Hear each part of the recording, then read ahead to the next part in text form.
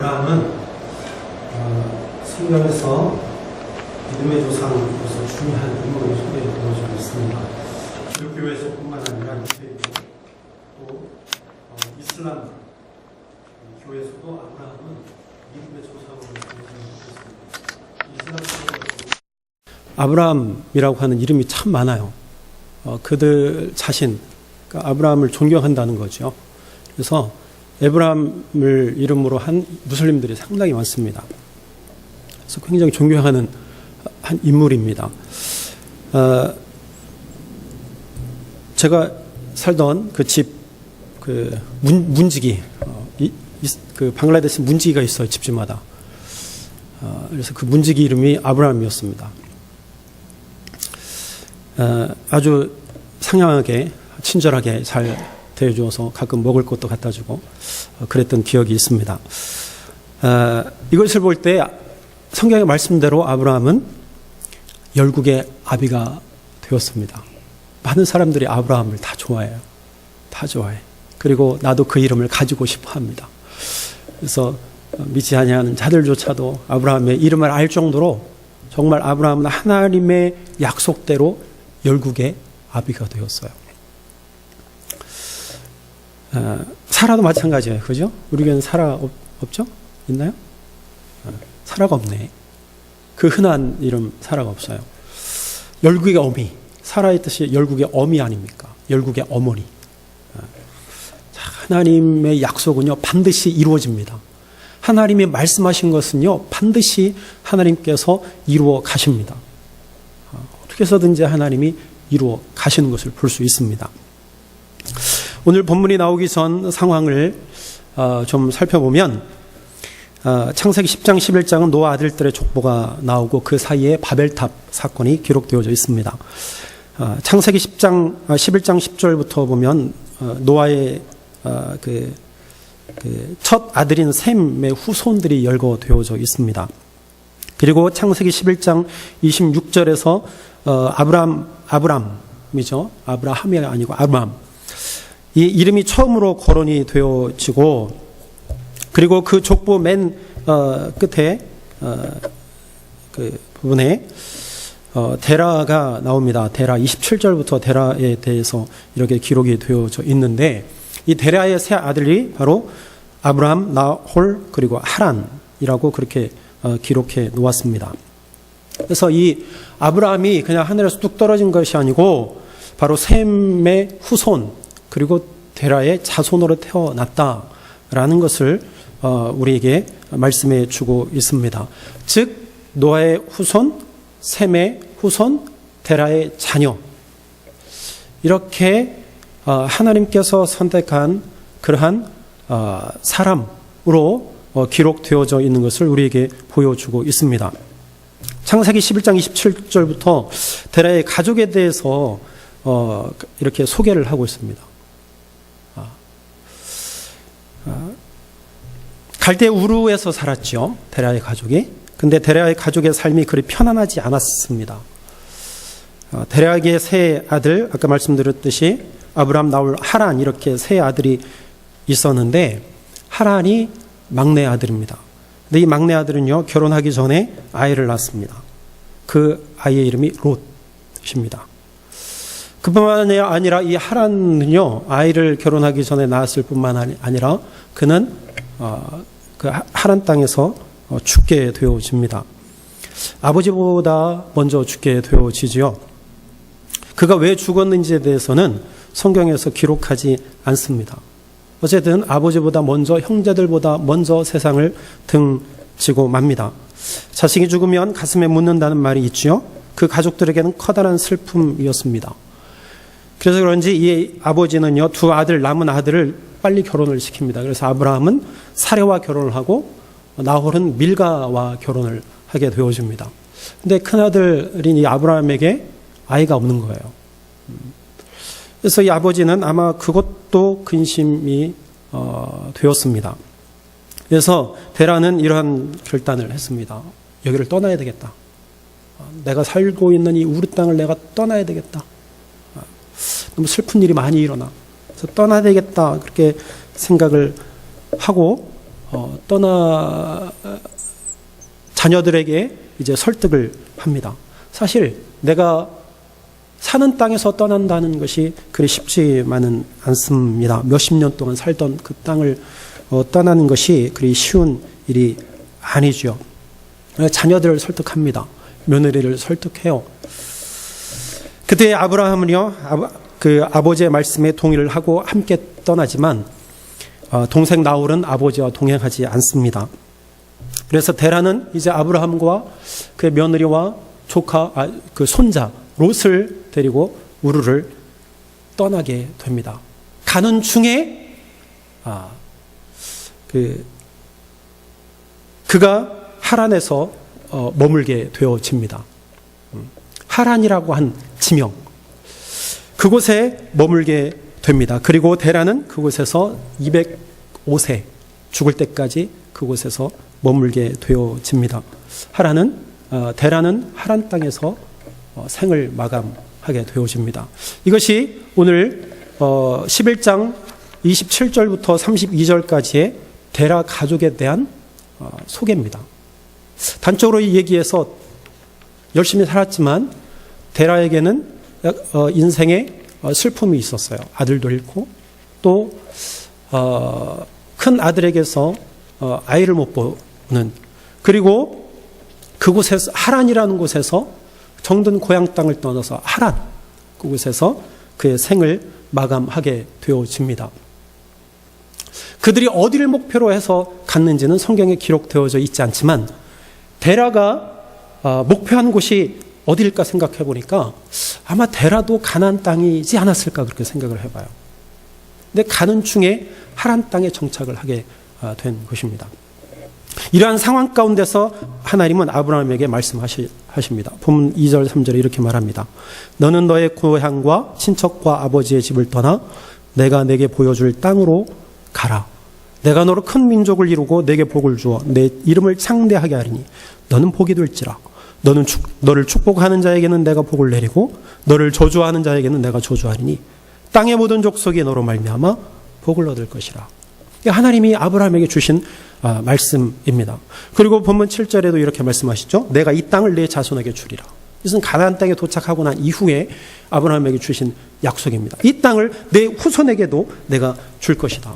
이것을 흔히 은혜의 언약이라고 이야기합니다. 은혜의 언약. 하나님은 조건 없이 이 은혜의 언약을 아브라함에게 주셨습니다. 그냥 하나님이 주신 거예요. 그래서 이 은혜의 언약은 성경을 관통하는 맥입니다. 약속. 내가 너에게 내가 약속한 땅을 주리라. 약속의 땅. 1절은 떠나라는 명령이고 2, 3절은 아브라함에게 주신 하나님의 약속이고 4절부터는 하나님의 말씀에 대한 아브라함의 응답으로서 순종하는 모습을 우리에게 보여주고 있는 것입니다. 그래서 가나안 땅에 들어가서 정착하는 과정들을 4절 이후에 우리는 볼 수 있습니다. 점점 남방으로 움직이게 되죠. 하나님이 아브라함에게 약속하신 말씀이 무엇인가요? 크게 세 가지로 볼 수 있습니다. 첫째는 땅입니다. 땅을 주시겠다고 말씀하셨습니다. 왜 하나님께서 지금 살고 있는 땅을 두고 새로운 땅을 주시겠다고 하는 것인가요? 어차피 땅은 같지 않습니까? 그냥 여기서 살아도 돼요. 근데 데라가 머물렀던 땅, 갈대아 우루, 그리고 하란은 어떠한 땅이냐? 그 땅은요, 우상을 섬기는 땅이었습니다. 하나님께서 원하시는 땅이 아니었습니다. 그래서 하나님께서 원하시는 땅, 새로운 땅, 기쁨의 땅, 축복의 땅, 그들에게 주셔서 그곳에 살게 하시는 것, 그것이 하나님의 뜻이었습니다.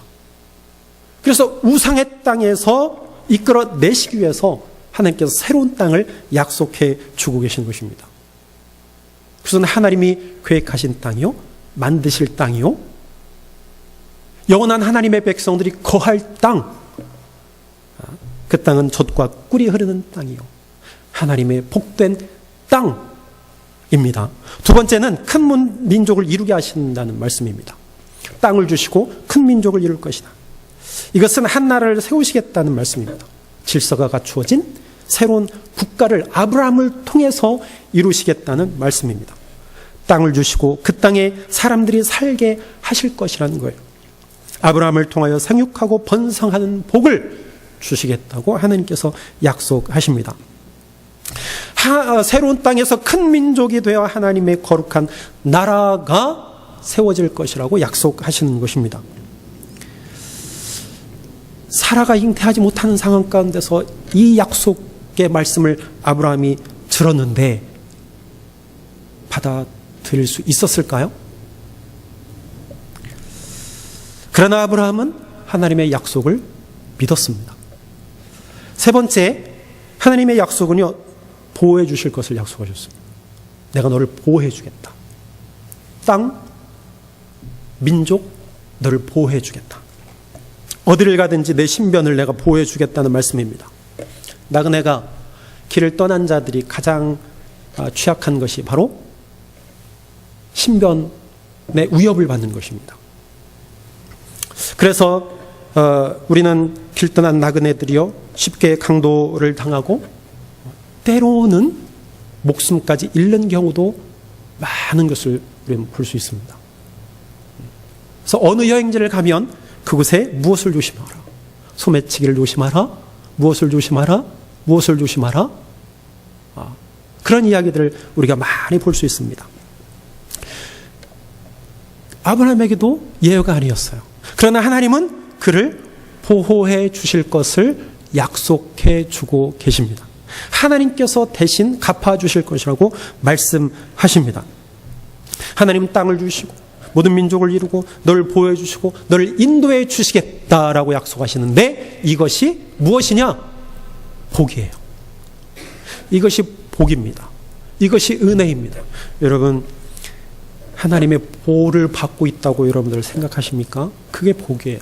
하나님이 나를 지켜주시고 있다는 사실을 여러분들 생각하고 계십니까?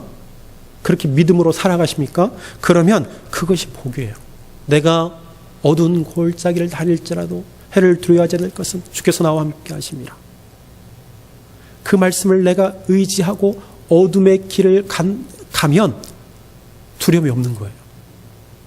하나님이 보호하시고 하나님이 인도하시기 때문입니다. 내가 사자굴에 들어가도 나는 염려 없지요. 왜? 하나님이 지켜주실 것이기 때문입니다. 사랑하는 여러분, 이렇게 하나님은 아브라함에게 아주 귀한 약속을 주셨습니다. 이것은 하나님의 전적인 은혜입니다. 아브라함이 나에게 은혜 주시고 나에게 이러한 약속을 주세요 라고 해서 하나님이 주신 것이 아니라 하나님께서 전적으로 아브라함에게 은혜를 주신 것입니다. 복을 하나님께서 아브라함에게 부어주신 거예요. 이것을 전적 은혜다 이야기합니다. 하나님은 아브라함을 복의 근원으로 삼으셔서 세상에 많은 사람들도 복을 받게 하시겠다고 하셨습니다. 너를 통하여 내가 다른 사람들에게도 복을 주리라. 너를 통하여서 다른 사람도 잘 되게 하리라. 사랑하는 여러분, 저 여러분들을 통해서 다른 사람들에게 복이 흘러가기를 바랍니다. 나도 복을 받고 다른 이도 복을 받고 또 다른 이들을 통해서 나도 복을 받고, 이게 은혜예요. 이거 얼마나 감사합니까? 먼저 된 우리를 통하여서 하나님께서 이런 놀라운 일들을 행하신다는 사실이죠. 이게 약속인데 그 약속을 믿는 것이, 그 약속을 믿고 의지하는 것이 믿음이라는 것이죠. 창세기 15장 7절에 이렇게 말합니다. 나는 이 땅을 내게 주어 소유를 삼게 하려고 너를 갈대아인의 우리에서 이끌어낸 여호와다. 나는 너를 이끌어낸 사람이다. 스가랴 8장 13절에 이렇게 말씀합니다. 너희가 이방인 가운데 저주가 되었으나 이제는 내가 너희를 구원하여 너희가 복이 되게 하리니 두려워하지 말라. 내가 너를 복이 되게 하겠다 말씀합니다. 저주를 끊어내고 이제는 너를 복되게 하겠다. 누가? 하나님이. 내가 하는 게 아니에요. 하나님이 하시겠다는 거예요. 이사야 49장 6절에 내가 또 너를 이방인의 빛으로 삼아 나의 구원을 베풀어서 땅 끝까지 이르게 하리라. 내가 너를 이방인의 빛으로 삼겠다. 그 빛을 열방에 내가 비추게 하겠다. 그게 뭐예요? 오늘 말씀에 구원이라고 말합니다. 구원. 여러분, 구원은요, 내가 빛을 비추어서 구원이 이루어지는 것이 아니라 하나님이 나를 통하여서 빛을 드러내시고 구원을 행하시는 것입니다. 그것을 은혜, 전적 은혜라고 이야기합니다. 여러분, 우리는 다른 이에게 은혜를 줄 수 없습니다. 은혜는 하나님이 주신 것입니다. 여러분, 하나님으로부터 은혜 받고 살아가시길 바랍니다. 하나님이 주시는 은혜로 만족하시기를 주의 이름으로 축원합니다. 여호와 하나님께서 아브라함을 불러내셨습니다. 저주가 아닌 복이 되게 하고 그를 통해서 이방의 빛으로 삼으시겠다고 하셨는데, 이것은 아브라함의 사명이 무엇인지, 하나님의 백성인 이스라엘 백성들의 사명이 무엇인지 분명하게 말씀하고 있는 것일 뿐만 아니라 우리에게도 동일하게 주시는 사명이에요. 나를 왜 불러주셨는지, 나를 왜 이 땅 가운데 세워주셨는지, 왜 내 10일 이 땅 가운데 하나님이 보내셨는지, 그게 나의 사명이에요. 우리에게 주신 사명입니다.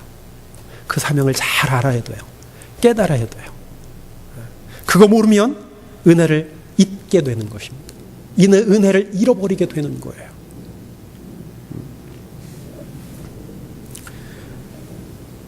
하나님은요, 아브라함의 삶에 전적으로 개입을 하셨습니다. 아브라함의 삶은 이제 하나님의 것이 된 것입니다. 아브라함의 삶이 하나님의 약속 위에 놓였다라고 이야기할 수 있습니다. 이제는 아브라함은 하나님의 약속 위에서 걸어가는 삶이 되었습니다.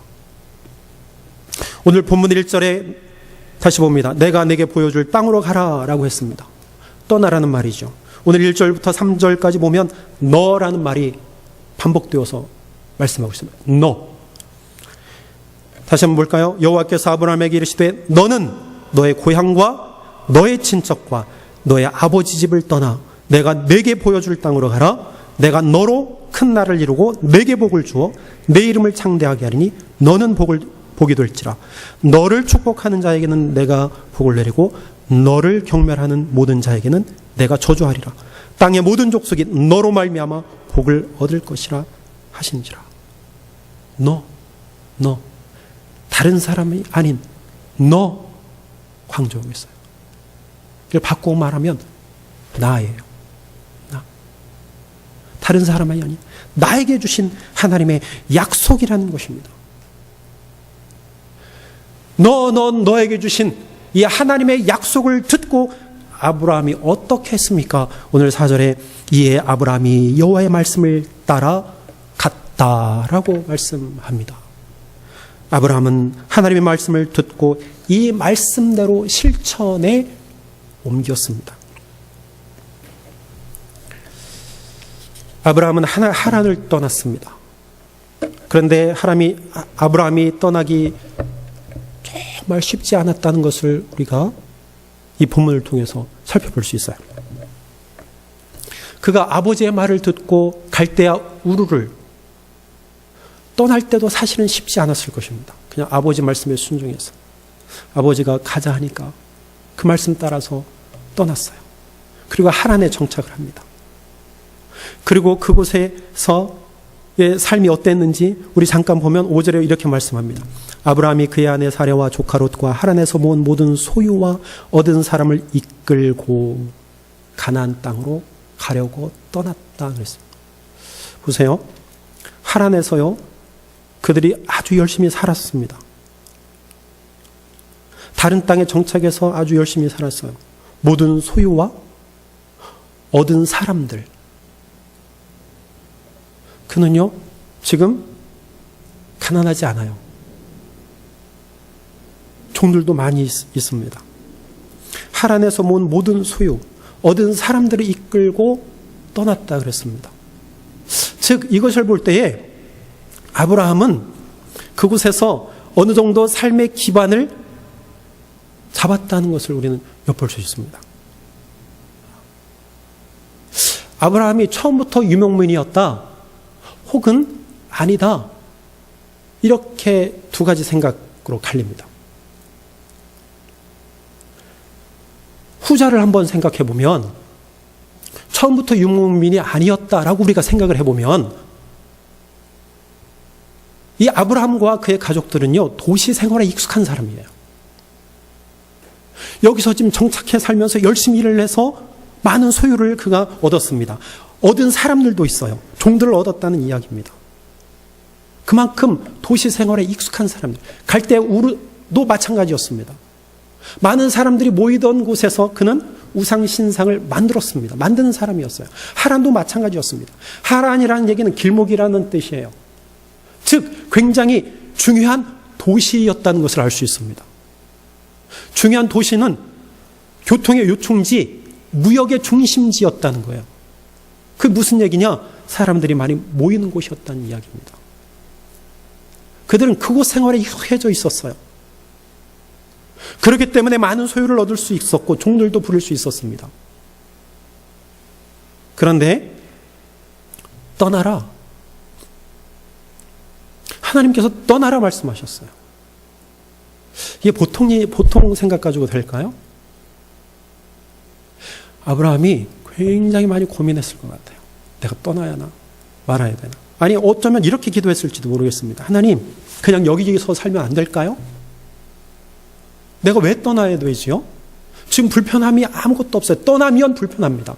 집 떠나면 불편해요.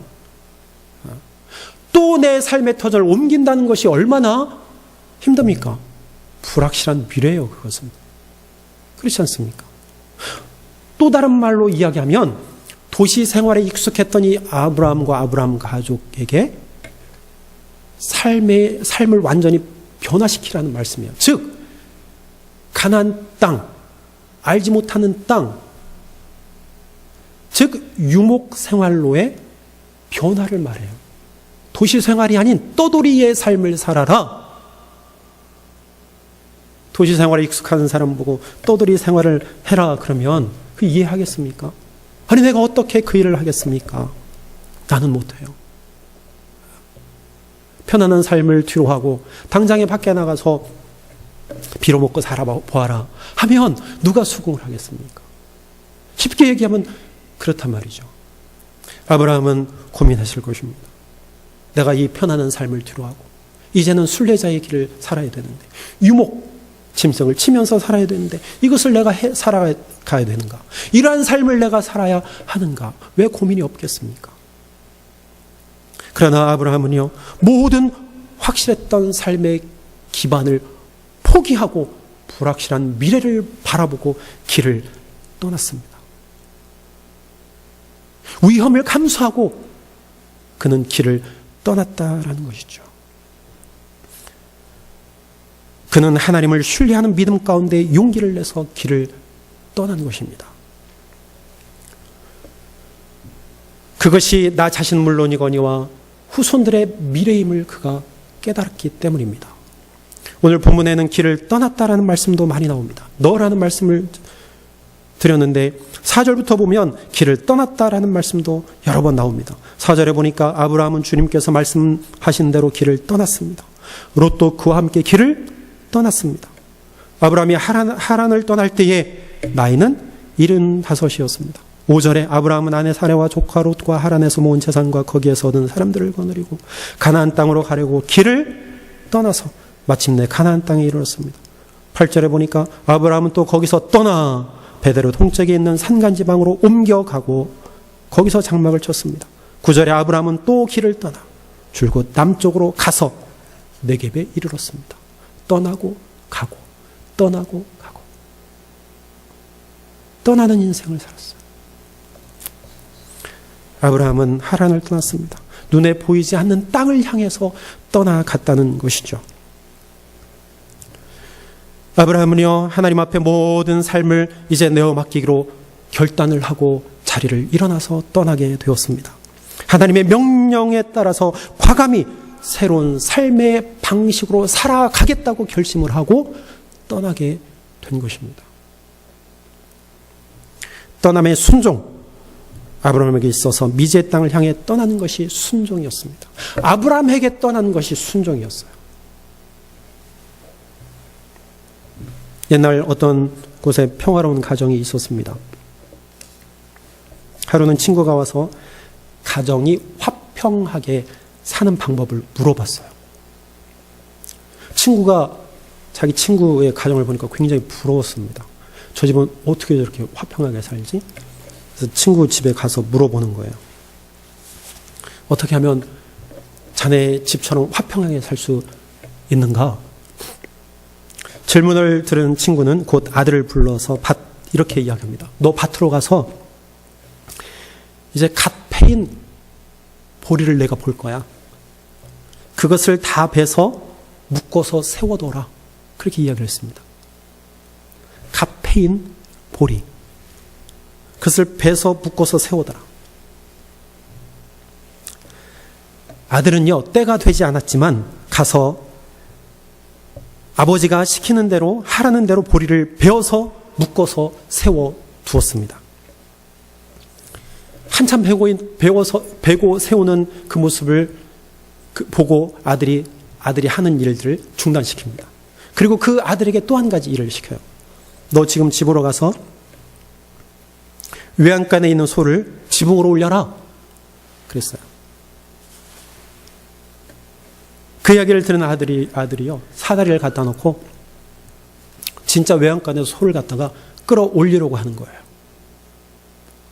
그것을 이 친구가 바라보고, 아, 그렇구나. 바로 저거구나. 나도 저렇게 해야 되겠다 생각을 하고 자기 집으로 갔어요. 그리고 아버지가 자기 아들을 불렀어요. 너 지금 밭에 가서 보리를 베어서 묶어 세워놔라. 그랬더니 아들이 하는 소리가, 아버지, 아니 식전 대바람부터 어디 나갔다 오시더니 노망 들렸습니까? 아니 아직 보리가 다 익지 않았는데 왜 뵙니까? 아들이 그렇게 이야기하는 것이었어요. 그 아버지가 생각하기를, 우리 가정은 화평하기는 글렀구나. 아버지가 그렇게 이야기했다는 것입니다. 그렇습니다. 오늘 우리 이 시대에 필요한 것은요, 순종의 삶이에요. 순종이라는 얘기예요. 중요한 것은 떠남 자체라기보다는 순종의 삶입니다. 아브라함에게 순종은 떠나는 것이었어요. 그것은 아브라함에게 해당되는 것입니다. 그러나 중요한 것은 순종은 동일하다는 거예요. 아브라함이 하나님 앞에 순종하는 것, 내가 순종의 모습을 보이는 것, 그것은 같아야 된다는 거예요. 하나님의 부르심과 약속을 향해서 자기의 모든 삶을 하나님 앞에 집중시키고 드리는 것, 그게 지금 우리에게 필요한 거예요. 믿는 사람들에게 필요한 것입니다. 나를 부르신 이유와 우리에게 주신 약속이 무엇인지 늘 깨닫고 그것을 바르게 판단하여 나의 삶을 하나님 앞에 드리는 것, 이것이 순종이라는 거예요. 하나님의 말씀을 의지하여 미래를 바라보고 순종하는 삶을, 그래서 우리는 살아야 합니다. 여러분, 예수님이 이 땅 가운데 오셔서 순종의 본을 우리에게 보여주셨습니다. 예수님께 순종하심으로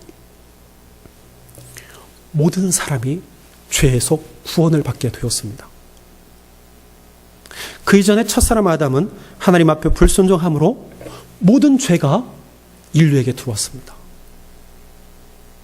불순종과 순종, 엄청난 차이가 있습니다. 그리스도인들에게 순종은 바로 예수님과 같이 순종해야 합니다. 아브라함처럼 순종해야 합니다. 오늘 사는 우리는 예수 그리스도의 제자들로서 하나님의 약속을 믿고 그 약속에 순종해야 합니다. 하나님은 우리에게 하나님의 나라와 영원한 생명을 약속해 주셨습니다.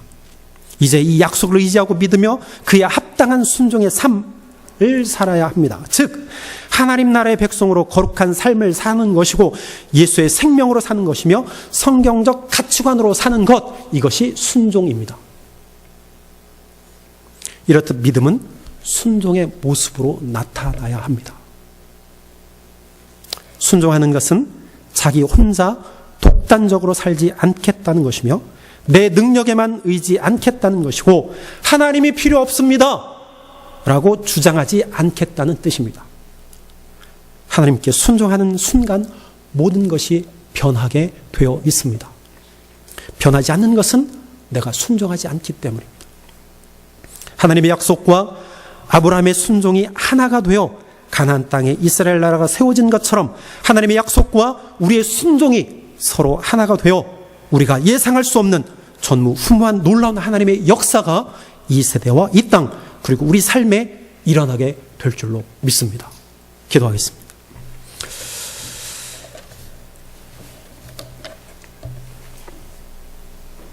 우리 하나님께 기도